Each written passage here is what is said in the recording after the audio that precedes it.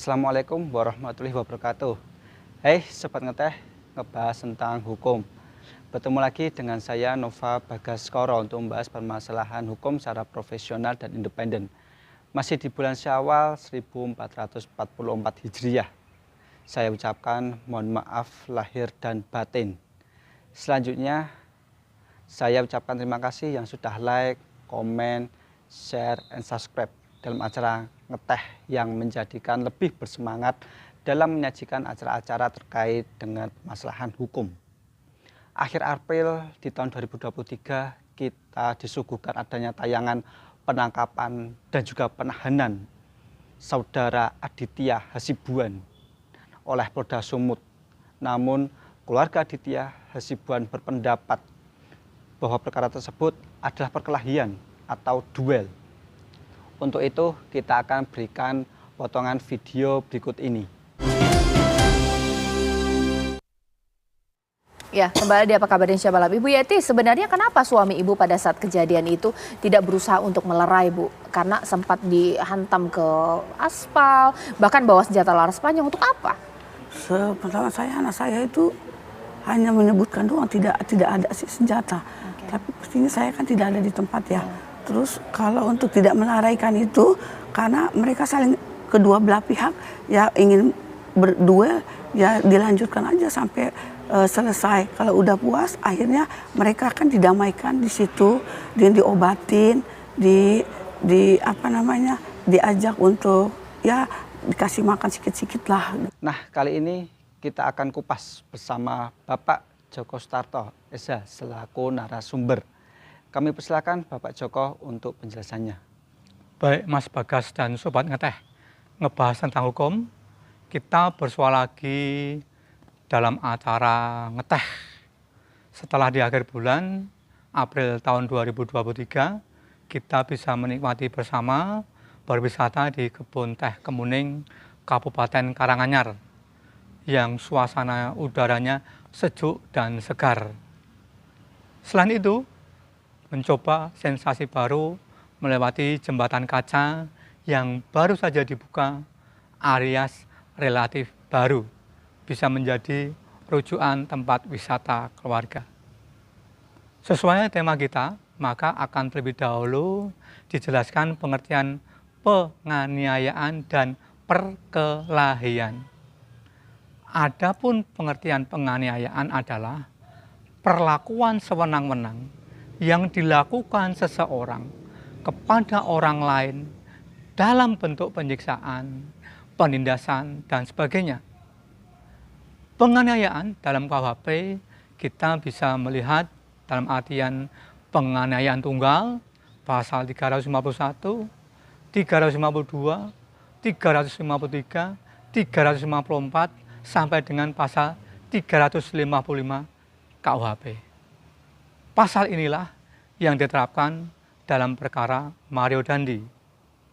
Nah, dalam pasal tersebut kita juga mengenal adanya penganiayaan berat yang bisa diterjemahkan bila korban terhalang, tidak mampu melakukan aktivitasnya setidak-tidaknya 3 hari, atau akibat perbuatannya mengakibatkan korban meninggal dunia. Sedang penganiayaan secara bersama-sama kita bisa merujuk atau melihat dalam pasal 170 KUHP. Mas Bagas dan Sobat Ngeteh, mengenai perkelahian yang terjadi antara satu lawan satu sebenarnya sudah diatur dalam bab tersendiri dalam Kitab Undang-Undang Hukum Pidana, yaitu bab 6 KUHP tentang perkelahian satu lawan satu.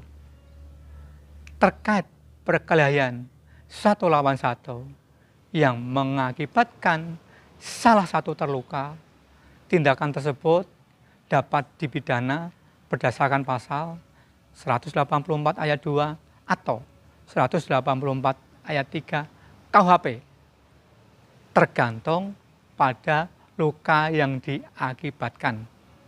Apakah luka berat atau tidak? Ahli hukum R. Susilo dalam bukunya yang berjudul Kitab Undang-Undang Hukum Pidana serta komentar-komentarnya lengkap pasal demi pasal merujuk pada pasal 182 KUHP menjelaskan bahwa undang-undang tidak memberikan definisi apa yang dinamakan berkelahi satu lawan satu.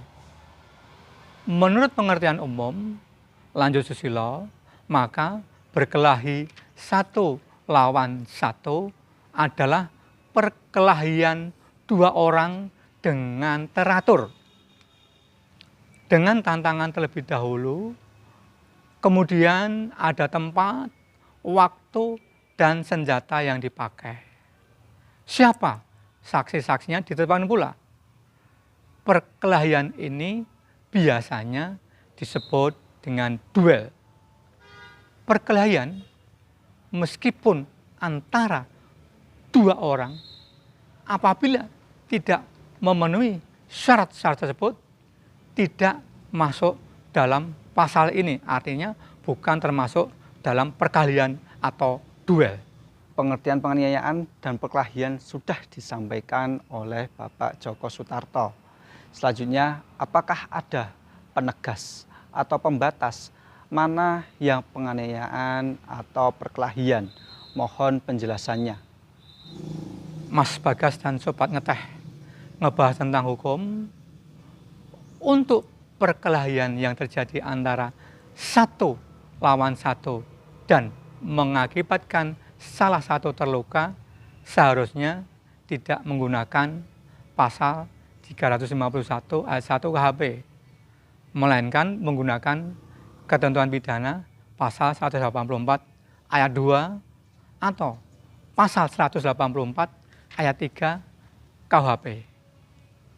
Akan tetapi, pada prakteknya, biasanya tindak pidana penganiayaan dan tindak pidana perkelahian satu lawan satu dijadikan dakwaannya primer dan dakwaan subsidiar dalam suatu tuntutan. Dan perlu diingat, hasil akhir dari suatu perkara pidana, putusannya ditentukan oleh majelis hakim. Ada 3 jenis putusan. Yang pertama, putusan bebas. 2, putusan lepas. 3, putusan pemidanaan. Tugas penyidik melakukan penyidikan perkara agar berkasnya bisa dinyatakan lengkap atau P21 oleh jaksa penuntut umum. Artinya, berkas penyidikan belum tentu dinyatakan lengkap oleh JPU. Jaksa penuntut umumlah nanti yang menilai apakah berkas penyidikan tersebut lengkap atau tidak, sehingga layak untuk dibawa ke proses pengadilan.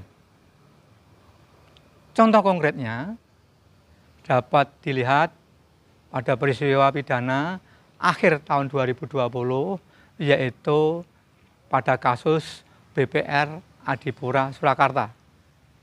Ada 37 tersangka yang sudah ditahan oleh Satreskrim Polresta Surakarta.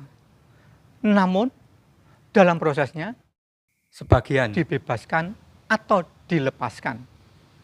Konon alasannya dikarenakan jaksa penuntut umum tidak mem-P21 ke 37 tersangka tersebut. Bahkan DPO-nya pun tidak terdengar lagi tindak lanjutnya sampai sekarang. Mas Bagas dan Sobat Ngeteh ngebahas tentang hukum, intinya perbedaan pemahaman dan penerapan perkelahian atau tindak pidana penganiayaan merupakan suatu wajar. Toh penentunya atau sang pemutus adalah majelis hakim pemeriksa perkaranya. Biarlah perbedaan itu bergulir atau terjadi, nanti hakimlah yang akan memutus perkara tersebut. Terima kasih kepada Sobat Ngeteh, ngebahas tentang hukum, semoga bermanfaat. Sobat Ngeteh, demikian penjelasan dari narasumber kita. Sebelum kita tutup, maka saya akan menyampaikan kalimat sebagai berikut. Pemahaman hukum dapat berbeda, namun mempermainkan hukum adalah perbuatan tercela. Solo, 10 Mei 2023, Nova Bagaskoro. Wassalamualaikum warahmatullahi wabarakatuh.